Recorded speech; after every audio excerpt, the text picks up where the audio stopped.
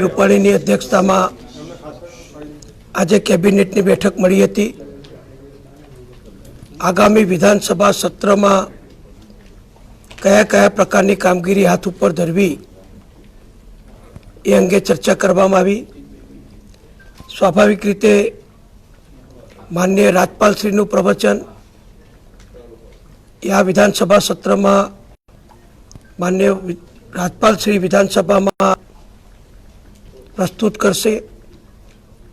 એની સાથે નાણામંત્રી તરીકે રાજ્યનું બજેટ પણ રજૂ કરવાનો મારી જવાબદારી છે અને એ સિવાયના વિધાનસભાના નક્કી કરેલા કામકાજની અંદર સરકાર તરફથી પ્રજાલક્ષી કામો માટે અત્યારના કાયદાઓમાં જરૂરી સુધારા કરવા, નવા કાયદા બનાવવા અને પ્રજાને વધુ સરળતા આપવી, પારદર્શકતા લાવવી અને ગુજરાતના વિકાસને વધુ આગળ વધારવા માટે કાયદાકીય જે ફેરફારો કરવા પડે એ કરવા માટે શ્રમ અને રોજગાર વિભાગ દ્વારા શોપ એન્ડ એસ્ટાબ્લિશમેન્ટ એક્ટ 2019નું જે નવો સુધારેલો કાયદો આગામી વિધાનસભા સત્રમાં રજૂ કરવાનો છે એને પણ આજે કેબિનેટમાં ચર્ચા વિચારણાના અંતે મંજૂરી આપવામાં આવી। આપણે બધા જાણીએ છીએ કે સમગ્ર વિશ્વની અંદર અત્યારે ઇઝ ઓફ ડુઈંગ બિઝનેસ હેઠળ આખી દુનિયાના બધા જ દેશો પોતાના ત્યાંના વેપાર, ધંધા, ઉદ્યોગ, સર્વિસ સેક્ટરમાં કાર્યરત હોય એવા તમામ એકમોને, કંપનીઓને, નાગરિકોને સરકારી કામગીરીમાંથી વધુમાં વધુ સરળતા, રાહત અને પારદર્શકતા થાય અને બિનજરૂરી સરકારી કામકાજ કાયદાકીય રીતે ઓછું કરવું અને વ્યક્તિઓ, કંપનીઓ, નાગરિકો પોતાના ઉદ્યોગ, ધંધા, વ્યવસાય સરળતાથી સરકારની કોઈ દખલગીરી સિવાય કરી શકે એ માટે આખી દુનિયામાં ઇઝ ઓફ ડુઈંગ ઉપર ખૂબ ભાર મૂકવામાં આવે છે અને એનું વર્ગીકરણ પણ રાજ્યોનું, દેશનું સમયાંતરે થતું હોય છે। આપણા ગુજરાત રાજ્યની અંદર વાઇબ્રન્ટ ગુજરાત અંતર્ગત પણ અનેક નવા ઉદ્યોગો અબજો રૂપિયાના મૂડીરોકાણ સાથે આવી રહ્યા છે। એમને એને કરાવવાની પ્રક્રિયા કરવાની હોય, પ્લાન પાસ કરાવવાની પ્રક્રિયા કરવાની હોય તો આ બધામાં પણ એમનો સમય ન જાય અને ઝડપથી, પારદર્શકતાથી એમને નિયમ પ્રમાણેની મંજૂરીઓ મળી જાય એ માટે અગાઉ રાજ્ય સરકારે શહેરી વિકાસ વિભાગમાં માનનીય મુખ્યમંત્રીશ્રીએ ઓનલાઈન નકશા પાસ કરવાની પદ્ધતિ પણ મહાનગરોમાં શરૂ કરી દીધી છે। એવી રીતે ઉદ્યોગોને કે અન્ય વપરાશ માટે ખેતીની જમીન એને કરાવી હોય તો એને પણ પારદર્શકતાના ઝડપથી એને કરવા માટે પણ ઓનલાઈન પ્રક્રિયા શરૂ કરી દેવામાં આવી છે। આ જ રીતે ગુજરાતમાં જે નાના વેપારીઓ છે, નાના એકમો છે, એની લગભગ અંદાજે 7 લાખ જેટલી સંખ્યા થાય છે। એટલે કે કોઈ પણ પ્રકારના ધંધાની દુકાન હોય અને એ દુકાનો શોપ્સ એન્ડ એસ્ટાબ્લિશમેન્ટ કાયદા અંતર્ગત આવે છે એનું રજિસ્ટ્રેશન કરાવવાનું ફરજિયાત છે। દર વર્ષે એનું રજિસ્ટ્રેશન રિન્યૂ કરાવવાનું પણ ફરજિયાત છે। આ કાયદો મૂળ જે 1948નો કાયદો છે, 1948ના કાયદામાં અત્યાર સુધી પ્રજાલક્ષી, વેપારીઓલક્ષી, ધંધાદારી વ્યક્તિઓ લક્ષી કોઈ મોટા સુધારા કરવામાં આવ્યા નથી। અત્યારે આ કાયદો જે છે એ કાયદામાં કેટલીક એવી જોગવાઈઓ છે જેનો વેપાર ધંધા માટે અડચણરૂપ છે, સમય માગી લે છે, સરકારી કચેરીઓમાં જવું પડે છે અને ખર્ચ પણ થાય છે।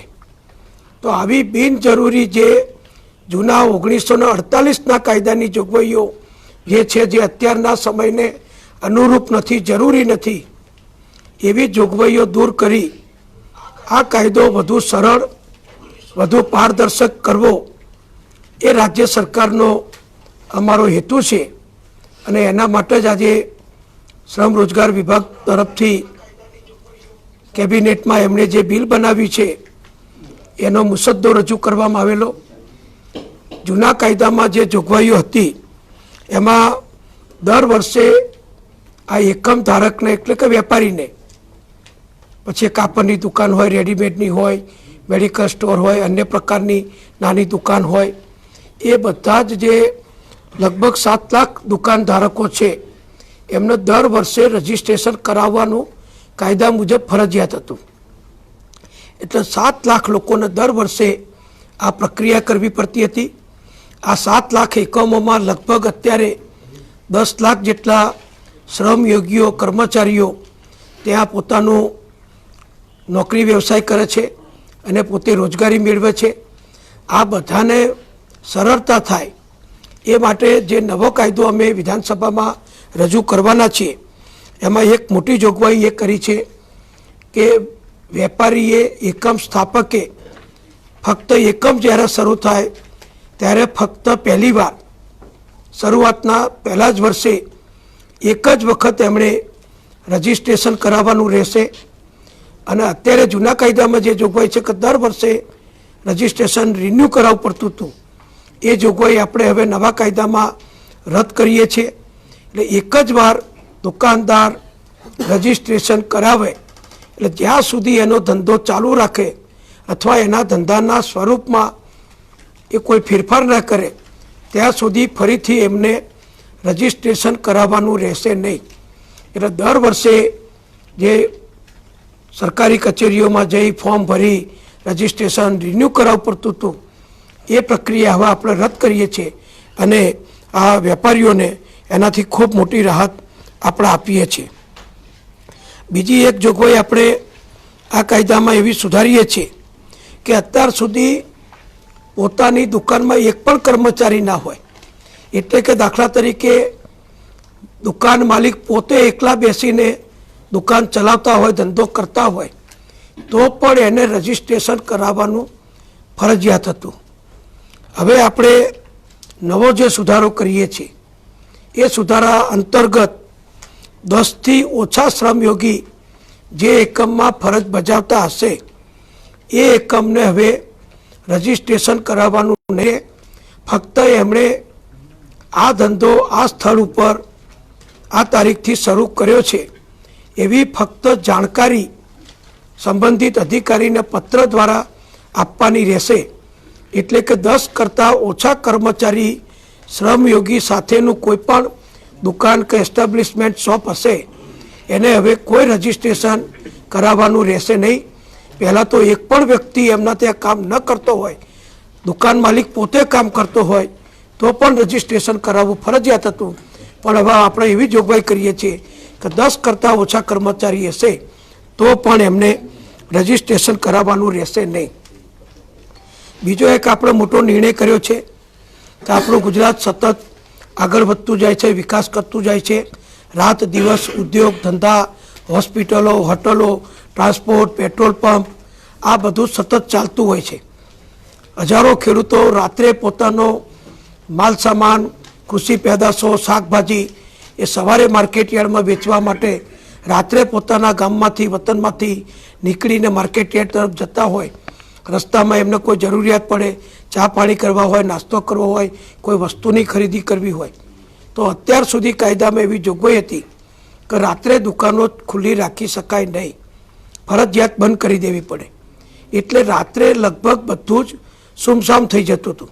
એટલે કોઈને ક્યારે પણ જીવન જરૂરી કોઈ અગત્યની ચીજ વસ્તુ ખરીદવી હોય, કોઈને બીજું કોઈ નાનું મોટું હળવું કામ હોય તો દુકાન ઉપરથી માલ ખરીદવાની એને શક્યતા નહોતી રહેતી, કારણ કે રાત્રે દુકાનો કાયદા મુજબ ખુલ્લી રાખી શકાતી નહોતી.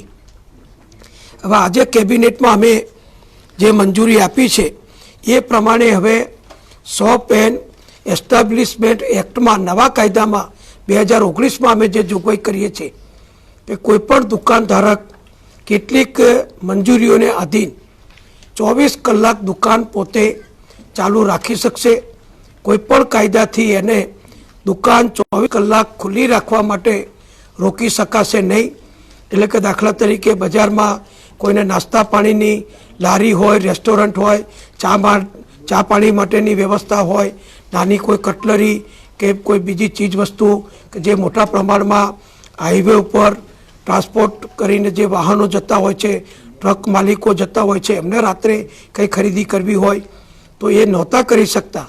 તો હવે દરેક જગ્યાએ પોલીસની કેટલીક શરતોના આધીન, કારણ કે કેટલીક જરૂરિયાતો એવી હોય છે કે જ્યાં સલામતીની વ્યવસ્થા પણ જોવી પડતી હોય છે, તો એ સિવાયની તમામ દુકાનો 24 કલાક ખુલ્લી રાખવાની પણ નવા કાયદામાં આપણે પરવાનગી આપીએ છીએ.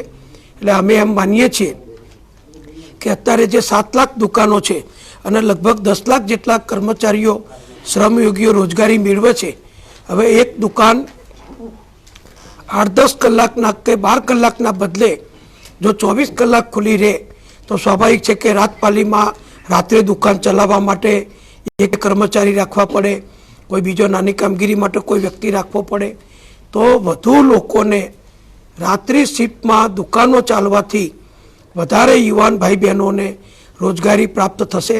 આમ તો જો કે રાત્રે બહેનોને રોજગારી આપી શકાતી નથી કાયદા પ્રમાણે, એમને સવારની શિફ્ટમાં જ કામગીરી આપવાની હોય છે. પણ જે પણ શ્રમયોગી કર્મચારીઓ રાત્રે કામ ઉપર જે 24 કલાક દુકાનો ખુલ્લી રાખશે એમને રાખવાના થશે, એ લોકોની પણ સ્વાભાવિક રોજગારીની તકોમાં મોટો વધારો થશે. એટલે આખા ગુજરાતમાં હાઈવે હોય, બજાર હોય, મોટું શહેર હોય, કોઈ થિયેટરની બાજુનો વિસ્તાર હોય, કોઈ પેટ્રોલ પંપની બાજુનો વિસ્તાર હોય, ત્યાં કોઈ પણ વ્યક્તિઓને જો ધંધો મળતો હોય અને એને મહેનત કરીને પોતાની દુકાન 24 કલાક ચલાવવી હોય તો એ 24 કલાક દુકાન ચલાવવાની પણ નવા કાયદામાં આપણે પરવાનગી આપીએ છીએ. એટલે ગ્રાહકોને પણ ફાયદો થશે અને દુકાન માલિકને પણ ધંધો વધશે, એટલે એની પણ આવકમાં વધારો થશે અને રાત્રે દુકાનો ચાલશે એટલે વધુ કર્મચારીઓને પણ એમાં રોજગારી પ્રાપ્ત થશે. એટલે એક આપણે આ કાયદામાં સુધારો કર્યો છે. કર્મચારીઓ માટે પણ આપણે આમાં વ્યવસ્થાઓ વધારી છે. અત્યાર સુધી આ દુકાનોમાં ઓવરટાઈમ જે કર્મચારીઓ કામ કરે એમને ઓવરટાઈમનું વેતન 1.5 ગણું આપવાની કાયદામાં જોગવાઈ છે. હવે આ કાયદામાં આપણે સુધારો કરી અને જ્યારે કર્મચારી પાસે દુકાન માલિક વધારે સમય કામ લેશે તો ઓવરટાઈમ 1.5 ગણા પગારના બદલે એને ડબલ પગાર આપી અને 1.5 ગણાના બદલે ડબલ પગારથી કર્મચારીને પગાર ઓવરટાઈમનો વધારાનો ચૂકવવાનો રહેશે. એટલે જે કર્મચારીઓ ઓવરટાઈમ કામ કરે છે એમણે પણ વધારાની આવક વધુ મહેનત કરી અને મેળવી શકશે. જે મહિલા શ્રમયોગીઓ મહિલા કર્મચારીઓ છે એમને સવારે 6 થી રાત્રિના 9 કલાક સુધી જ કાયદા મુજબ નોકરીમાં રાખી શકાશે અથવા દુકાનમાં એસ્ટાબ્લિશમેન્ટ